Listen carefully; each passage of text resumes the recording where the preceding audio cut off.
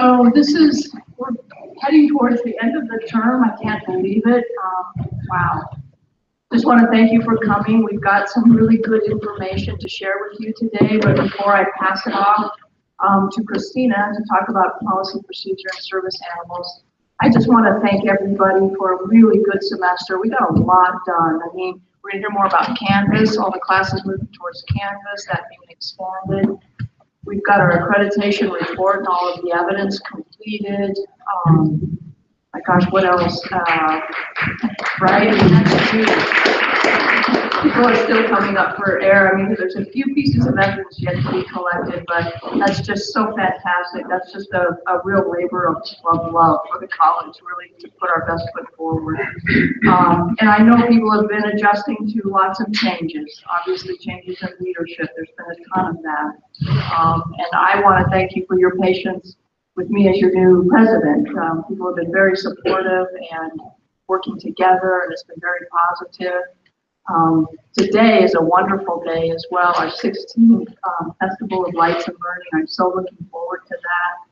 I've invited friends from Long Beach to come and experience it because I think it's pretty cool. So we've got a vendor there coming from Long Beach bringing things from India. So I don't know, it's just, I want to share it. I think we're going to share it with the community. It's been a lot of work. I want to acknowledge Joanna, it's been so helpful, Chris, M&O staff. There's been a lot of planning. It's wonderful. So please, if you can, come and enjoy it. The foundation, Amy's not here, she's busy, but Brian, I hope we can share our appreciation. So that's just so much fun. I remember teaching when it was first launched, Festival of Lights and Learning, and the scholarships for students, just so positive. So thanks to everybody for that. And faculty, this is winding down, getting ready for finals. Thank you, hanging in there, providing all that extra support for students. And then I recall the mad dash to finish your grades in time. So we're with you. We appreciate all of that. So anyway, a great semester, and I wish you all a wonderful holiday. I'll hopefully be seeing you. We've got the holiday open houses listed there, but I hope that people can find even just a little bit of time to, go out and see colleagues that you don't normally see. That was really the whole idea, the spirit of giving, and that's the hosts who are welcoming an open house to have you come visit and get ready for the positive of the holiday spirit. I haven't put up any decorations at home, so I'm very appreciative of all the stuff going on campus to get into the holiday spirit. So with that, again, thank you, and if I don't see some of you, I hope you have safe, really happy, wonderful holidays and a good break. So thank you.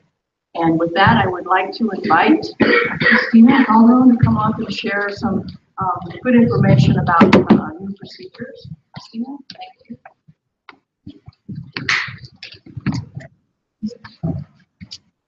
Hello, everybody. How are y'all doing today? Hopefully.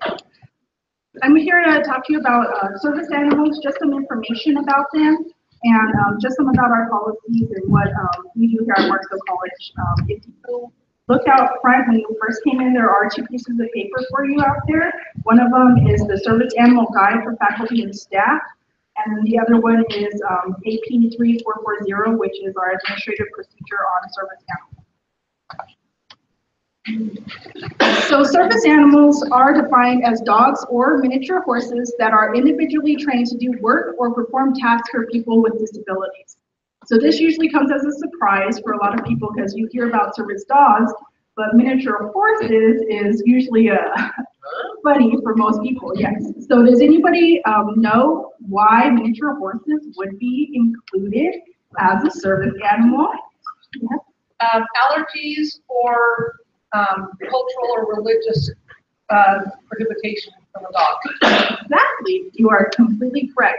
In some cultures, dogs are considered unclean, and so for service animals, you actually can have a miniature horse as a service animal. We do allow them on campus as well as service dogs. Miniature horses actually live longer than dogs as well, so when they're trained, you actually have more time because they have more of a lifespan. And just letting you know, I know too, some of you have seen a lot of different animals on campus, pets. So snakes, monkeys, and other animals besides dogs and miniature horses can be pets, but they cannot be service animals.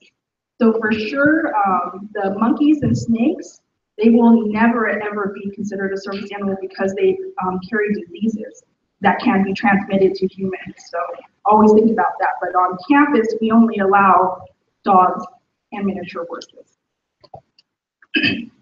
So there's a lot of questions about emotional support animals because people come in and they're all like, oh, well, it's my emotional animal. I can have this on campus because it's an emotional animal. Varsity College actually, our policy, we do not allow emotional animals on campus. If for some reason a student is in great need or has some wants to take that policy up, that's fine. Just refer them to our office. But emotional animals are not allowed on campus at this time. There are some recent discoveries for OCR cases, but nothing has been set in stone to change that. And the reason we don't have to allow them on campus is we don't provide dorms for our students. So if we were to provide dorms, it might have to change that policy, but we don't. So that's what emotional support animals still not allowed on campus. So when we think about a service animal, there always is some type of work or task that an animal is trained to perform. So they're not just there to be pretty and, you know, fluffy next to the person that they're helping. They are at work. It's like their job to do whatever they're trained to do. So some of the things that they can be trained to do is, say, guiding people who are blind, alerting people who are deaf, pulling a wheelchair, alerting and protecting a person who is having a seizure, or reminding a person with a mental illness to take their prescribed medications, or calming a person with PTSD during an anxiety attack. So these are the things that they're performed to do. So if an emotional support animal is just being there, they don't have to do anything in order for them to be an emotional support animal.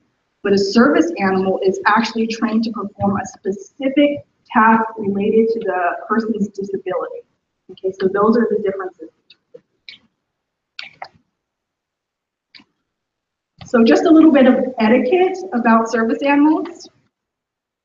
So service animals do not have to wear a vest or be registered with a specific office. So a lot of times you're going to be around campus and you're going to think that they have to wear a vest or they have to register. They do not. So that's not something that is required of a service animal.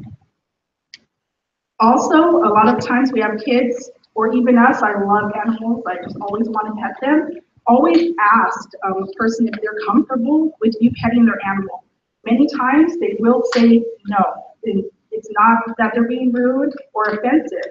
It's that the person, the animal, is actually at work. They're being trained to do something, so they have to be have their attention always on what they're trained to do. And you could actually disrupt that if you're trying to pet them. So just be very careful about that. Service animals are housebroken. You're not going to have one that's, you know, like doing its business anywhere it's not supposed to be doing that. If you or a person in your classroom is allergic to dogs or afraid of dogs, that is not a valid reason why you could not have a dog in the classroom, a service animal. In times like that, what is usually said is that we can try and put them in different areas in the classroom if somebody is allergic.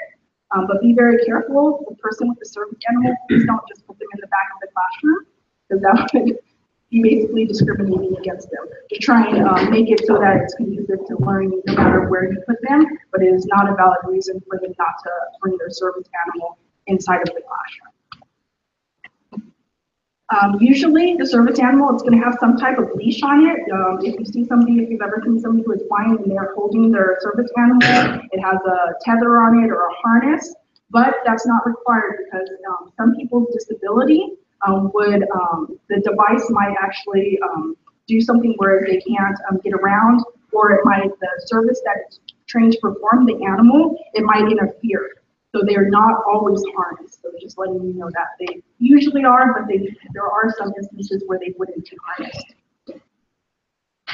And if you ever see a person that you know that they have a service animal, say they're blind, and you can clearly see that it's a service animal, please do not go and ask them if they have a service animal or start asking them questions about the service animal. It's just kind of rude. And also, if you look at our AP, it's just something that we're not supposed to do. That if it is clearly a service animal, that you know that you don't need to ask any additional questions of that person. It's only the questions, and we'll talk about those questions, only come if you have a question if that is a service animal or not. So a lot of people, we see them all over campus and we're all like, that is not a service animal. And we all know. So some of the things that we can do when we see like over at Bunkshre's Pets or people that are bringing in all kinds of different cats or different things, there are two things that we can do. We can ask two questions of them. It says, is the service animal required because of the disability? And what work or task has the dog been trained to perform? So those are the only two questions that you can ever ask when in regards to a service animal, okay? If the person can answer the questions, you can't ask anything else. And you cannot ask them to show you what the task is. So, you know, they're all like, oh, they're supposed to lick me for this. Oh, show me how. You cannot ask that. You can only ask two questions, okay? Yes. Can we get in trouble legally if we start pushing the issue? We can, can't we? If they answer the questions, yes, And we you move have to leave on. them alone. Okay, Yes. but we can get in trouble legally if we don't. We're only allowed to ask two questions. Okay. If the person cannot answer the questions, so if they can't say what, or anybody who has a service animal will be able to rattle off those questions like no business because they already know. So if they're having a problem answering or I'm not sure what are you talking about, more than likely that is not a service animal, and you can kindly ask the student to take their pet off campus. Okay? So just really think about it that if it was a service animal, these questions wouldn't be offensive and they would know how to answer the questions without any problem. So obviously if a student is angry or upset and they can't answer those questions, you don't have to handle it on your own. You can refer them to our office. That is not a problem. And we will talk to the student or the other person on campus, and we'll just talk to them about our policies and procedures when it has to do with animals, pets, and service animals on campus. So some of the behavior that you're gonna look for in service animals. So service animals, they're housebreaking, as I said. They have to be clean.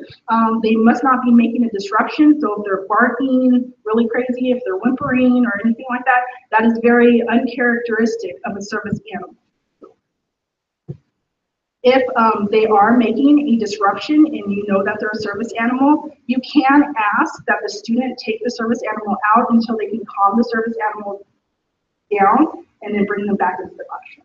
But just letting you know that it's very rare. Service animals are trained very thoroughly, so more than likely that's very uncharacteristic of a service animal. If they are continually, constantly, their service animal making a disruption in class, please refer them to our office and we can go on to a procedure of what we can do in that type of situation. Okay. So just some additional information. The Administrative Procedure 3440 outlines our service animal policy here at Barstow College. So we have just a lot of people didn't understand that we don't allow pets on campus, but the Administrative Procedure does clearly outline that we only allow service animals on campus. Also, the other form that I gave to all of y'all is the Service Animal Guide for faculty and staff. It's just some helpful things that I've talked about today. The questions are on there. So if you ever need a helpful guide on what to do when you see an animal on campus, just refer to this.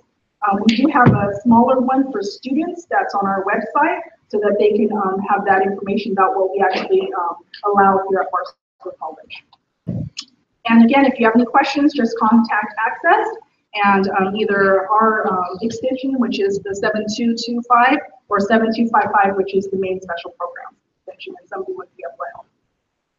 Does anybody have any questions? No? Okay.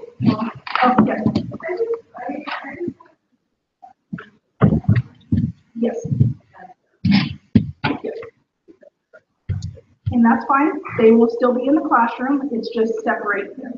That's the only thing, is that they would just need to be separated. But we cannot, it's not a valid reason for them not to be able to bring a service animal into the classroom. In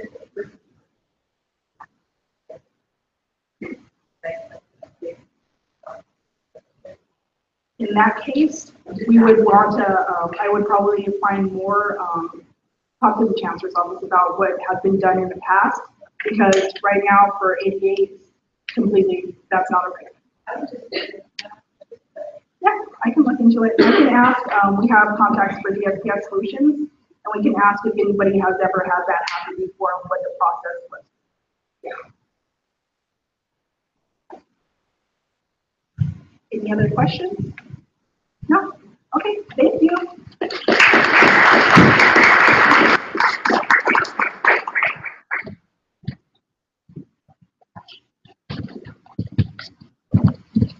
Hello, everybody. Happy holidays.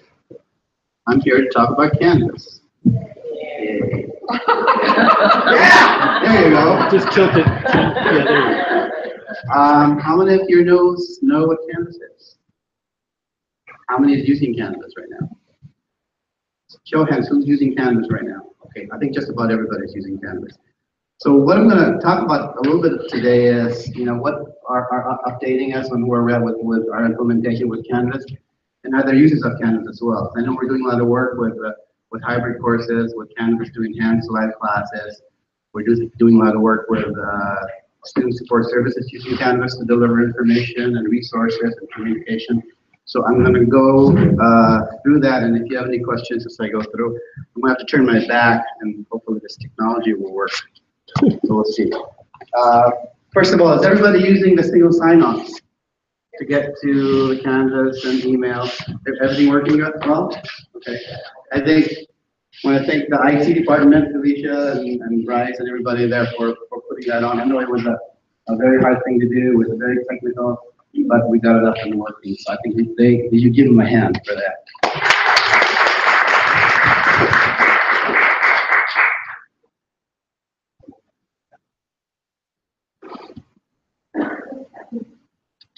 Oh, it's working. All right.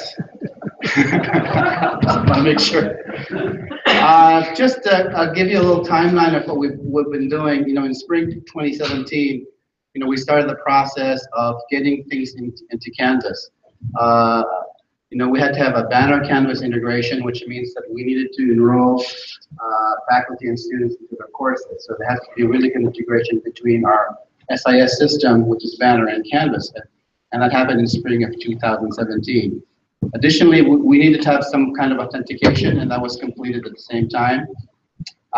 We also needed to develop an orientation for students so that will help them prepare for taking online classes. We also started training faculty in the use of Canvas, and in spring of 2017, 25 completed training. And in spring of 2017, we were also able to offer 36 courses in Canvas.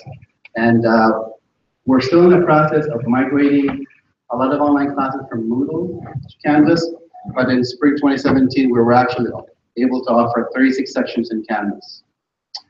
In summer of 2017, another 19 faculty members completed the training, and then we were able to offer 47 sections in Canvas.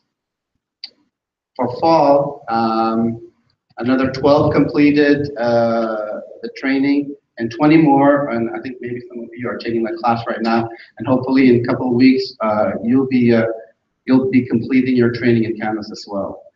And at the same time, I'm happy to report that all of our classes that we offer now in fall, and that's over 160 plus courses, are in Canvas. So moving forward, although we still have some work to do with converting classes from Moodle, anything from here on in will be offered in Canvas. Also, part of the reason that we're going to Canvas is we are part of the consortium, Online Education Initiative Consortium, where we'll be able to cross-enroll students. For example, a student in our institution, if they're short a class or there's a class that's not being offered and they need it, they can cross-enroll in another one of the California Community College online classes. That way they can finish their degree or their certificate on time without having to wait. So we have maybe 6 or 7 colleges now that are cross-enrolling, and hopefully by next year we'll be part of that. And one of the steps that we need to finish is we need to have some exchange-ready courses. I know I've reached out to some of the faculty to consider submitting your course to be reviewed and to be put into the course review and be approved for the course exchange. So thank you for those who have replied back to me and considering it. We'll give you, I think Nancy's here. Nancy's going through the process right now. I know it's work, but I think you're also learning a lot. You're getting a better course out of it. And you're going to get it. The biggest issue with these courses is really the accessibility portion of it. Getting your courses accessible so that all students can enjoy the class. For spring of 2018, we're looking to pilot. We were going to look at piloting Canvas for student support services, but a lot of the service areas, the tutoring, counseling, they wanted to get on it right away. So we're actually ahead of the schedule. We actually have some Canvas shells that are supporting some of our student services, and I'll show you some of that. I know a few of the faculty too are using Canvas to enhance their face-to-face classes. They have a face-to-face class, but they want to use Canvas to enhance it, to deliver some of the material online. Dr. Spencer is here. I think she's. We weren't prepared to give you full support of it, but we're happy that you're using it. Hopefully by next year we'll have a mechanism to help you and help all other faculty with that aspect. Hopefully spring 2018 we'll be able to do some more banner Canvas integration in terms of the gradebook. Right now, faculty would have to continue a gradebook in Canvas, and then we go out in the banner and would post their grades into the banner. We're hoping that we'll be able to kind of integrate the process so that once you enter the grading Canvas, they'll be captured in banner. And hopefully in spring of 2018, we'll begin testing the testing phase of course exchange integration, which means we'll be connected to the other colleges that are offering online classes through the OER course exchange as well.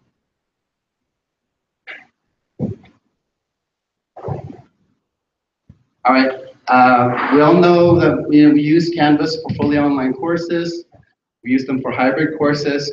Our definition of hybrid courses is at least 51% of the course is taught in a face-to-face classroom.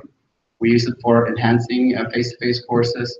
We use them for training as well, whether it's a facilitated class or a self-paced class. Student support services right now, we have 1, 2, 3, 4, 5 departments or service areas that use Canvas. Counseling and advising is using a shell, a library, special programs and services, transfer and career planning, and the tutorial center. Some of our organizations, committees are also using Canvas. Our distance ed committee uses Canvas. Our library staff uses Canvas. And a possibility, and I wish that some of the ASG people were here, but you can also use Canvas for you're here. Okay, great. So consider using Canvas for your organization as well. You can hold elections there, you can keep files, you can communicate with your members, etc. And if that's something you're interested in, I can continue. Okay.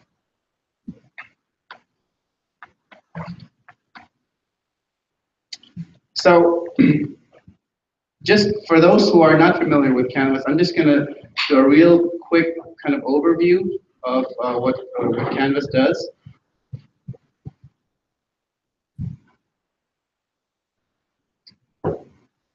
Okay, when you log into Canvas, there are basically 3 areas. The global navigation, which is on this side, of the left side. This is going to appear in every single Canvas shell that you have. It's global, so you have this area here.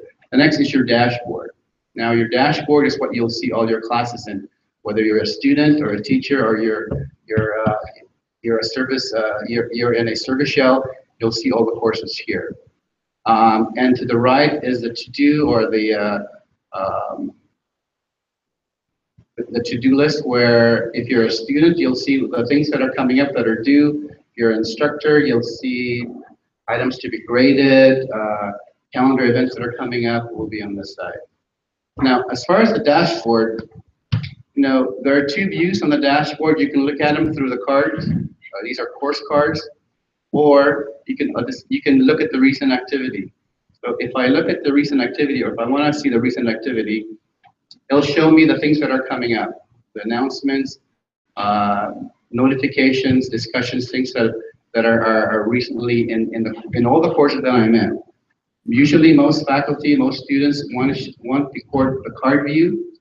So all the courses that are in are shown by card icons.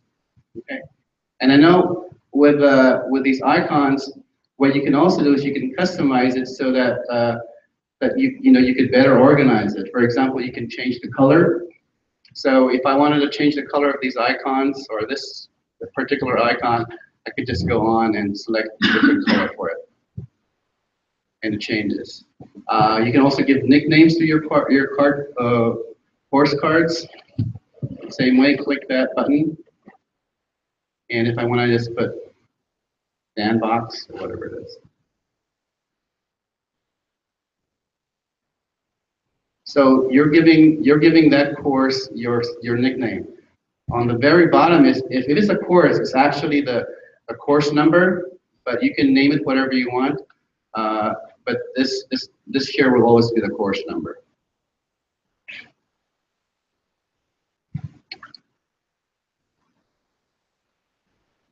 Okay, as far as the global navigation, the account this is where you will pretty much change your profile, set your settings. The other global navigation item is your calendar. I'm not going to click it right now, but as a calendar, because it's a global item, it'll actually combine all of the calendars that you have in all the courses. If you're an instructor and you're teaching 6 courses, for example, you have 6 calendars, but you have access to it through a global item in the calendar. Same thing with the inbox. It's a global item. You're teaching 6 courses or you're taking 6 classes. All of your inbox from those courses are all consolidated into one. So when sending an email or when sending a message to students, you go through your inbox, select the class you want to send it to, and you can send it to all your students at the same time or send it to them.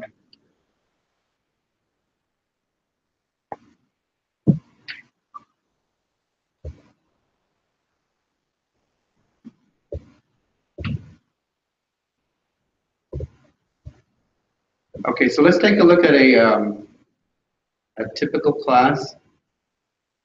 Okay, this is a typical online course. This is the home page of the course, and most classes are built like this. In fact, all online classes are built like this, so that it's easy to navigate. You have a home page where it kind of gives you an introduction to what the course is. There are links about the instructor, for example. There's your instructor, happens to be Dr. Homer Simpson. And you can put in your picture, your profile. You can put in a video clip of introduction to who you are, etc. And again, those of you who have worked in Canvas, it's very easy to embed videos, pictures, links to other items. And then there's a page about the course, the course description, the textbooks being used, the objectives of the course, learning outcomes, etc. This is in addition to the syllabus, which we'll take a look at later. All courses has a technical support page so that students and faculty can look at this, and if they need help, they can contact either the online office or the Canvas support hotline. There's also a page that kind of consolidates all of the learning support services and student services that we have on campus, and this usually links to the website that we have. For example, the bookstore, the library website, some videos explaining how the tutoring, online tutoring works, etc. Okay. So this is one view of how students can look at the course, but another way is going through the modules. If they click modules, for example, the course is broken up. They can see every single link, every single instructional item in the course. Sometimes going it through this way looks too daunting for students. You know, they look at it and they see, oh my God, I've got 50 assignments to do, and maybe they get a little bit discouraged. Sometimes I think having a course page and having the course laid out so that the students will actually go through the material in order that you want them to go through. All right. So that was a typical online course or a hybrid course. I talked a little bit about the service shells that we use, for example, the tutorial center. Again, if you're in a class or if you log in, you can always go to the help button.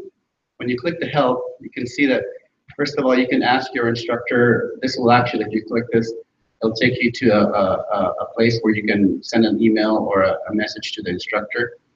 Our phone number to the online office is here. A new thing for faculty, there are actually two separate numbers. For faculty, if you need help in Canvas, one for student, one for faculty. And here are our service shells. We have a counseling and advising, library, special programs, transfer, career planning, tutorial center. If I click on the tutorial center, for example, the tutoring center, which right now is being coordinated by Gloria. So she's got her information here, mission statement, hours of operation, walk-in tutoring, online tutoring as well. So this is one way for us to reach out to our students who don't necessarily come on campus. They're remote, they're out of state or out of town. They can go through. We do have online tutoring. It explains a little bit here about what online tutoring is.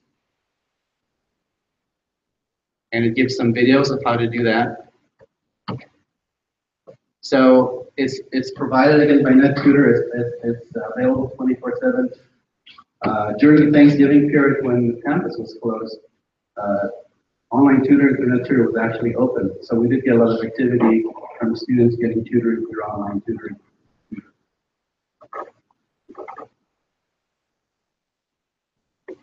Another one of the service shells, for example, is counseling and advising. Who's boarded in there right now? Oh, Emily. There you go. So this is Emily. Emily's counseling and advising page. So, and again, if you want to contact the counselor, there's this place where you can enter information. This goes to them, and then they help the students. So they've got links there, workshops available for students, student education plans, etc. Another one is the library. Okay, with the library, we've actually embedded all the database in the library. So when you're off campus and you need to do some research, especially for students, they can go through there and look at the databases. Our mission statement is here.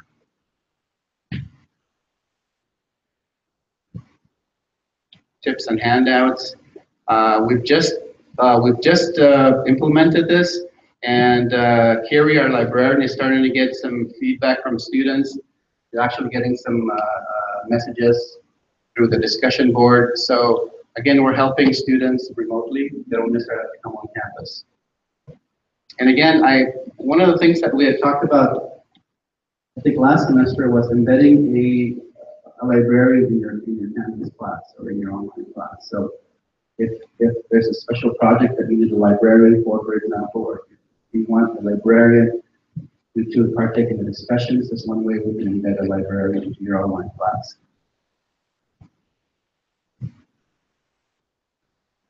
Special programs and services, they also have their own service shell. Is that you, Christina? Okay, this is Christina. There they are. Nice and lovely. So all of the links are there. Eventually, what we want to try to do is we'll integrate the video or the I don't know if you're familiar with CCC Confer Zoom. It's a way to have a web conference with students or with students that you're helping. We just embedded that a couple of weeks ago. We're testing it now, and we should be able to create or to schedule appointments with students if they want a FaceTime with you in a sense. That could be embedded in Canvas as well.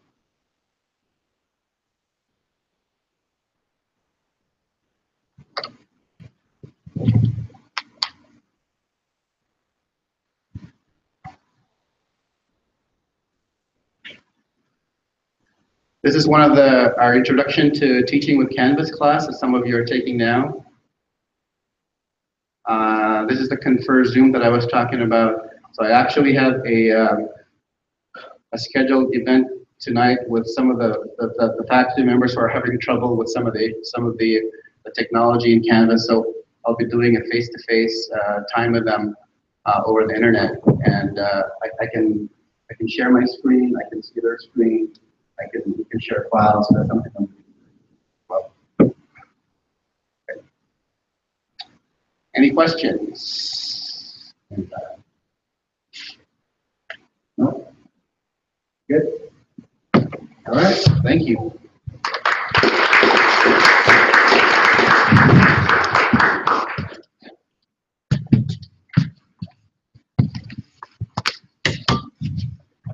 Hello.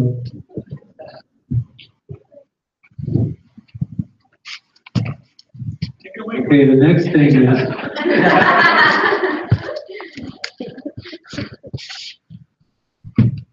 thought you had something to your food. Yeah, it was kind of, yeah. But yeah, just watch where this move goes, that's all. So the next thing is just a reminder again of the open houses for the holiday. It's on the agenda. I sent an email out to the whole college so that you've got a list. So, just find out what works for you. You're welcome to go to any of them, all of them, and they're hosted by division. So academic affairs is tomorrow morning, 11 to 1 in the LRC. Student services is this Friday from 1 to 4 in the student services lobby. Let's see, next Tuesday the 12th in the morning from 11 to 1 in the admin building lobby. That's administrative services. And then the last one is Thursday, December the 14th in the morning, 8:30 to 10:30 in the PAC. And I have to admit that we cheated a little bit at the president's office. We have built-in entertainment with Ed in the PAC, but cheating. So hopefully this will be a lot of fun for both the hosts and the visitors, and I hope that that's fun. I don't know, David, do you want to say anything more about academic services? Just a reminder for academic affairs tomorrow, we'll be in the LRC of Solarium from 11 to 1, and we will have a donation box for membership, trying to remember the Desert Sanctuary. Thank you. Yes, my mind was sticking. Desert Sanctuary. So if you want to bring any donations, we'll for that. Is that clothing and clothing or? I think we were thinking clothing, but toys as well. Okay. Almost anything that can be out there. Okay. Do the clothes need to be new or not? I would think clean. Yes. But I don't think necessarily. I don't know if Jeremy was able to have a question. I imagine it's like I think they have a service like Jerry, I'm sorry.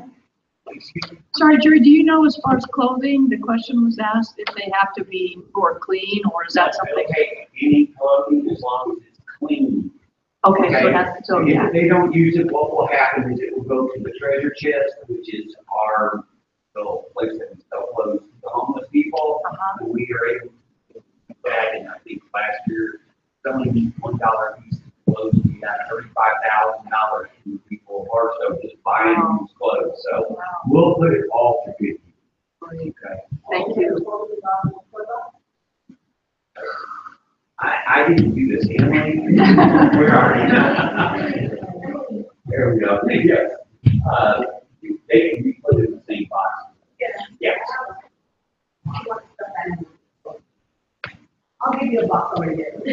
All right. Yeah, we need that. Those slides are also really useful. Brushes, shampoo, conditioner, floss, stuff like that.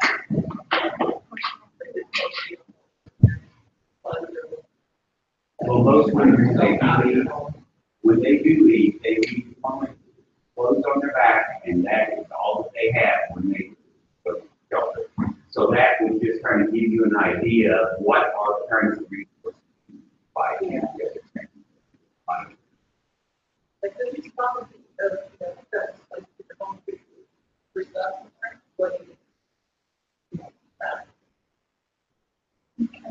Thank you so much. Dr. Databoy, did you want to say anything about student services? Open house? If anyone would like to bring up hand, put the hand in, bring. Excellent, thank you. Okay, so enjoy those. Next, Ed, you've got some announcements for the PAC. Yeah, we have several things that are coming up on January 13th. Saturday evening, we have a group called Selenamos. It's a tribute band for the group Selena. Bitty Bitty Boom Boom. It'll be a lot of fun. Hope to see you there for that. February 3 is Jonathan Hill and Patrick Hannafin and 2 other comedians. And March 10, we have Nathan Fan, who we were fortunate enough to book with before he got an agent and doubled his price. He has since gone on to fool Penn and Teller twice, and he's been one of the finalists on America's Got Talent. So he is an amazing magician. Hope you can come. That's on March 10th. Something brand new that we are trying this year. We are doing it. It's a production of Winnie the Pooh, but it's a performance tour for kindergarten through 3rd graders. Yeah, I know, I'm looking out there and I see Rabbit and Eeyore and our narrator. We have a cast of 9 people that are putting this performance on here at the PAC. Up to 4 classrooms of kids from Barstow Unified to charter schools, private schools, home schools, Silver Valley. They can schedule a performance here at the PAC at 9 o'clock in the morning. They bring up to 4 classrooms or 120 kids. They come into the lobby and I play a game with them and teach them a little bit about theater etiquette and what to expect. They come into the Performing Arts main theater. They watch a 40 to 45 minute production of Winnie the Pooh, the 1926 version before Tigger was added by Disney. And then they're separated out into classrooms and they're taken on a tour of the entire PAC facility by those characters. So Winnie the Pooh and Rabbit will go take a bunch, and then the narrator and Christopher Robin will take a bunch, and etc. And they go through, they end up in the band room. They learn a little 16-bar song. They go over to the dance studio and they learn some choreography for that song. And then they come onto the stage. We wait until the entire group gets there, and then we rehearse it a time or two, and then we turn on every single light that we own. And they perform it for the chaperones and the parents that are there. We have more than 1,000 students that have already signed up to come and do this. This is happening between January 15 and February 15, Monday through Thursdays. So if you have a kid in the schools in K through 3 and they haven't mentioned this to you, tell them to tell their teacher. This is a wonderful thing. Jeff Malin is really promoting it, and I'm really excited. We went over the 1,000 mark, so it's happening. So this is a great opportunity. We should see about 1,600 kids when we're all done with this. Okay? Yeah. Winnie the Pooh. Yes. You gonna do a team performance for that? We are, but we haven't discussed that as a cast yet. I've got too many cast members out with the flu right now, so it happens. All right, thank you.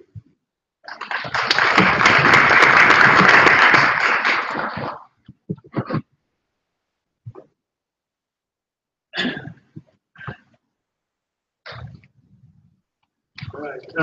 So I just want to talk a little bit about activities and events that are coming up. You all know about the Festival of Lights and Learning. It's happening today. It starts at 4 o'clock in the gymnasium, and we're going to light the campus at 5 o'clock. So they have a big, it's not a tree, it's a pyramid or something with lights that M&O has created for us. It's going to be out on the lawn in front of the gym, and everybody from the community is invited to come and enjoy that with us.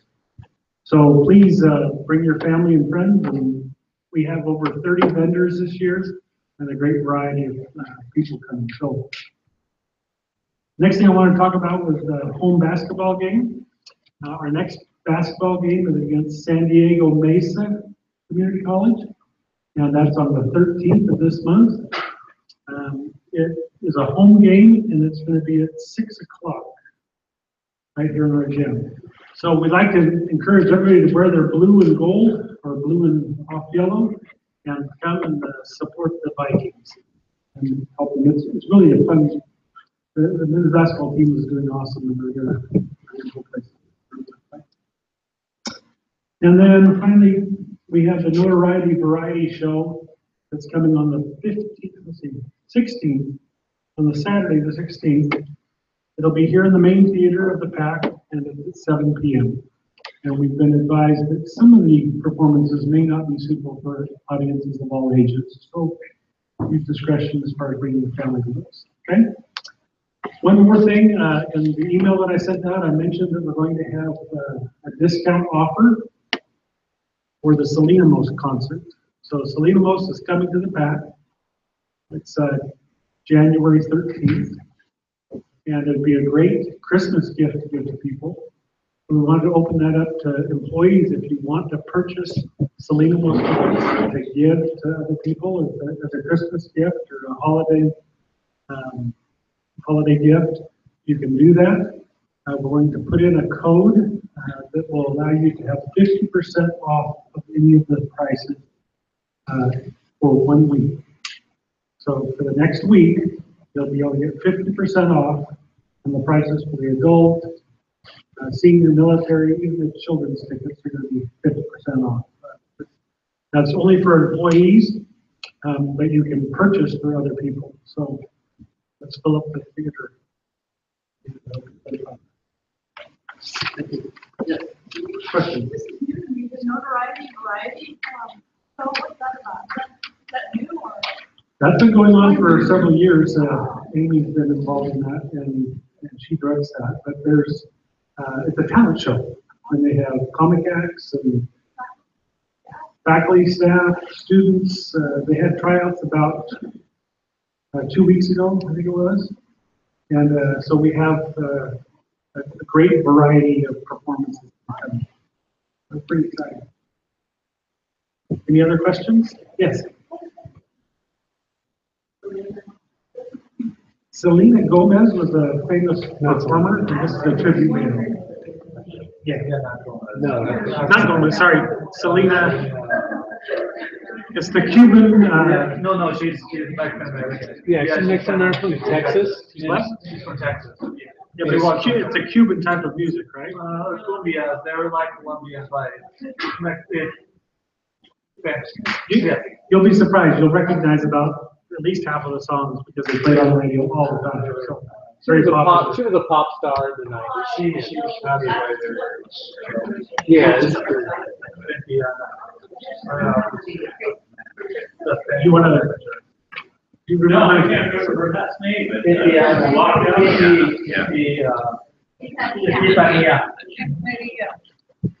Selena. Selena. Selena, yeah. Built a Selena. I know you know. You probably know about 3. Okay, thank you, everybody. That wraps up today. I just want to really extend a special thank you to our presenters. Christina, thank you. I learned a lot. And Canvas, thank you, Tim. I didn't realize there were as many support services available, so it looks really well done. We're actually ahead of schedule, and thanks to all the ones that are maintaining it. Hopefully we'll continue improving things. So, oh, one more thing, actually, we have a teacher app, by the way. Those of you who haven't downloaded the teacher app for Canvas, it's available. I use it all the time. On your phone? On the Download phone. on the phone? Yeah. Available in iOS and Android. Great. Thank you. Okay, everybody, have a nice day. Hope to see you this afternoon.